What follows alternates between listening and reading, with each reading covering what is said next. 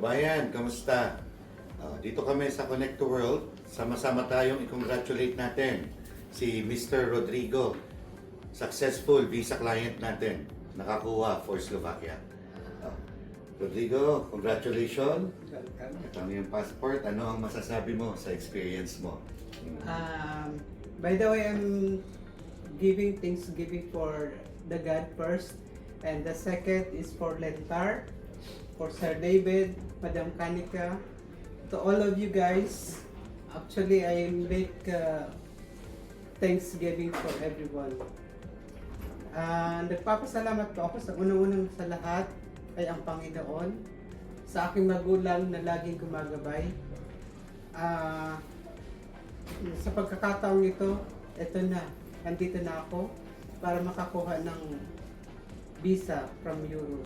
Nagpapasalamat ako sa Lintar, kay Sir David at Madam Kanika.